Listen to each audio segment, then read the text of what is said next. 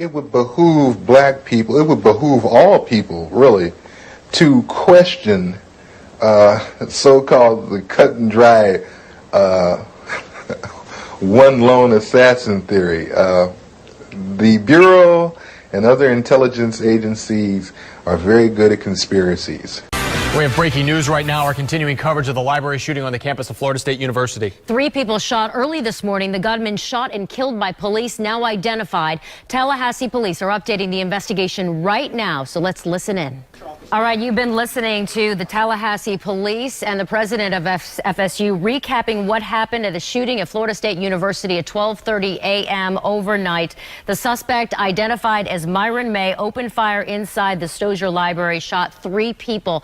And they're really uncovering now maybe what the motive is, saying that in their investigation, they've learned so far that Myron May had documents that he was somehow afraid of being targeted, possibly by the government. Our Jacqueline Inglace gaining exclusive access tonight into the cottage he was living in right before he went to Florida State. Our Jacqueline joins us now with what she found. I'm here in Weewahitchka, a town that's 90 miles southwest of Tallahassee. Behind me here is the guest house Myron May was last living in.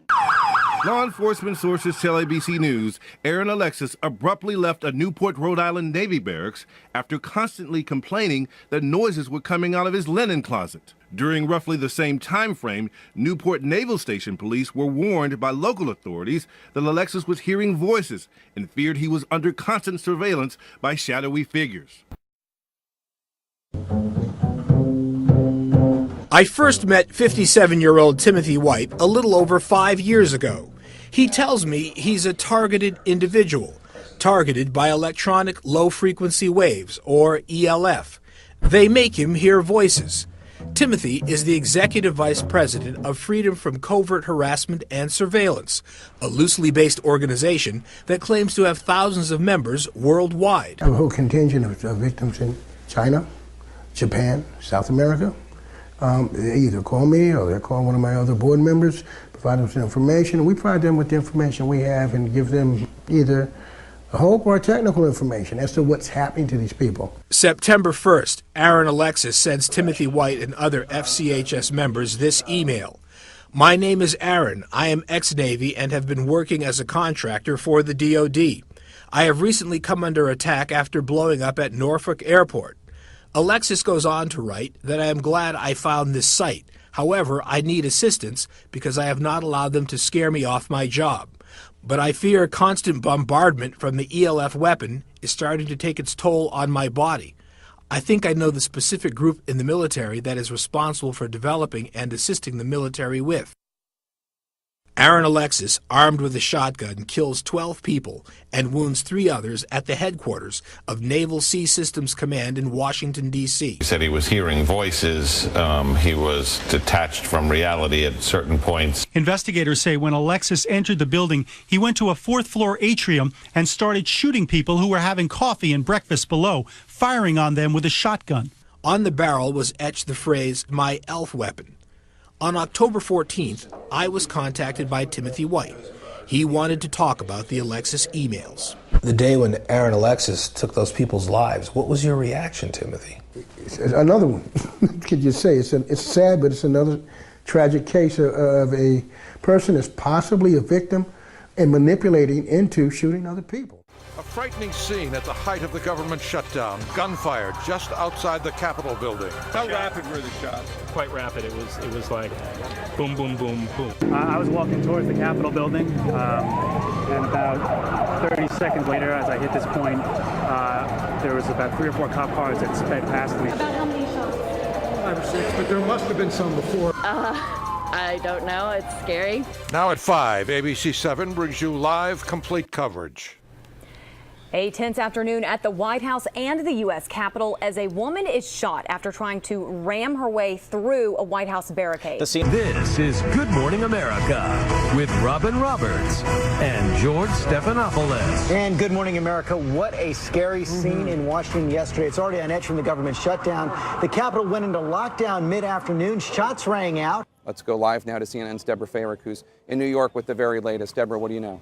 One thing we do want to tell you, Jake, is that the family of Miriam Carey actually traveled down to Washington, D.C., where you are. They identified the body within the last 2 hours. But we do know, according to a source, that the boyfriend had called police saying that she was delusional, that she thought President Obama was surveilling her electronically, and whether this is why she decided to go down to Washington, to the White House, all of that under investigation right now. Think about it. She actually packed a bag, strapped her daughter in that car, and then drove hundreds of miles down to the White House, possibly to get an audience with the president. Jake? Jill Konopka is live in Stamford right now with more on what she was able to learn about this woman. Jill? The young child with her in the vehicle, who was not believed to be harmed, was taken to the hospital. There was a second person that was inside that black Infiniti with that woman. That person, we are being told, is now in police custody. Will it ever be possible to read the thoughts and feelings of another human being? Maybe even put ideas into their head to have them do our bidding? Science is finding a way. In a strictly therapeutic context, Dr. Mark George uses magnetic stimulation to treat depression. So if you look at the thumb, it's a powerful demonstration that our minds can come under outside influence. It looks very promising now that we can use this by stimulating over the prefrontal cortex to influence mood both in pathologic states like depression or even in healthy controls. We can subtly cause people to be happier or sadder.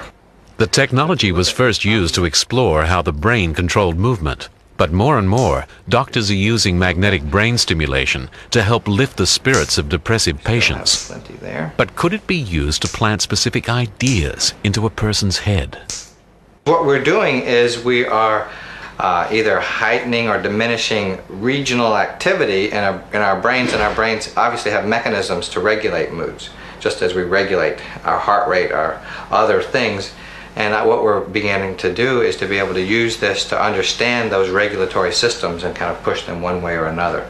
But what about the possibility of reading people's thoughts? Using brain imaging tools, doctors can observe the brain activity associated with specific thoughts or behaviors.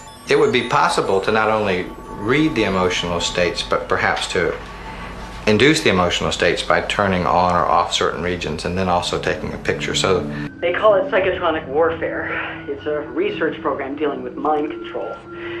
These bastards have finally decoded the human brain. Every emotion we have, every thought that we experience, they produce evoked potentials, little electrical impulses firing in the brain. These spooks have developed a weapon that can lock onto those impulses, read them, and then control them remotely.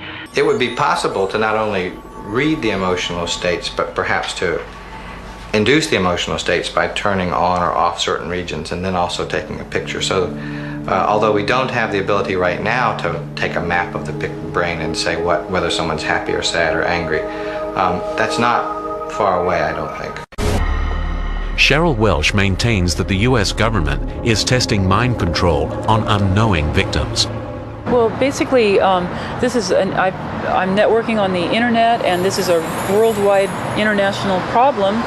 The International Red Cross has a 1990 article which discusses the fact that many major superpowers, many industrialized countries, are researching electromagnetic technology. A whole contingent of victims in China, Japan, South America.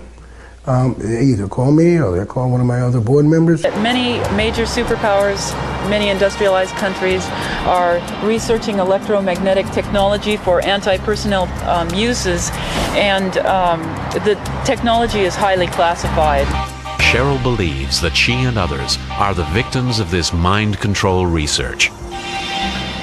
Many of the victims that I network with describe hearing voices and microwave illness, where they have headaches, just generally sleep disturbances, sunburns even though it's at night, just microwave effects.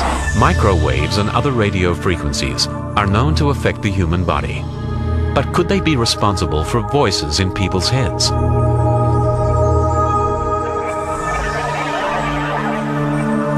In Chicago, Illinois, a world authority on microwave hearing shows how it could work. I'm hearing a microwave pulse like a click. Now it sounds like a chirp with a tonal quality to it.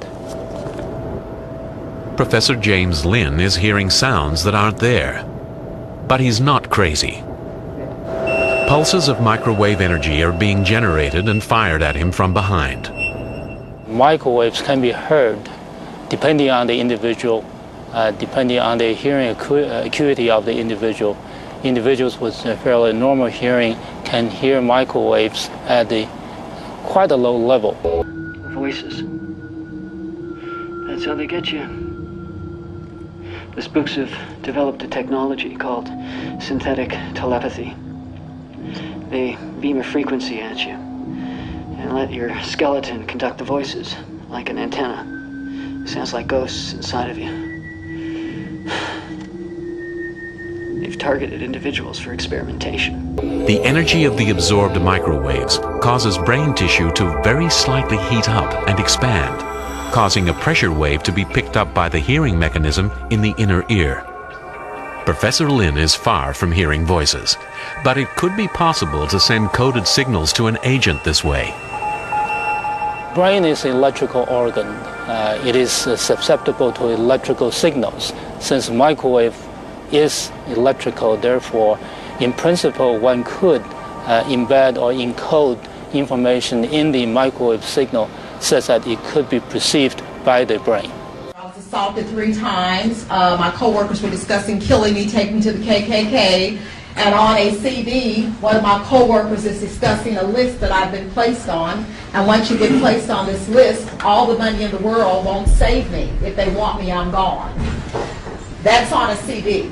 I also overheard my coworker recruiting for this group. And he stated, man, you got to get in this thing. This thing is bigger than the KKK. There's judges in it, policemen in it, attorneys in it, doctors in it, everybody's in this thing. Then he went on to say that his uncle's in it, and his uncle was a big-time official here in Louisville, Kentucky. So that's the second reason I feel like I'm on this list. Do people in the general population have any reason to fear the members of your organization? I don't have no reason to fear our members of our organization. They now have a reason to fear the public at large, because this is everywhere. Not just us. Our victims are, to the most part, being restrained from any act because they have networked with people. They have found someone to help them. For some reason, Aaron was targeted even more once he joined our group and he went to pursue that naval installation. The members of Freedom from Covert Harassment and Surveillance want it made clear they do not advocate or condone any violent activity. But they say they believe they understand what drove Aaron Alexis to his violent actions. If you have a problem, download the Help Me Howard app. Find me on Facebook, Twitter, or Instagram.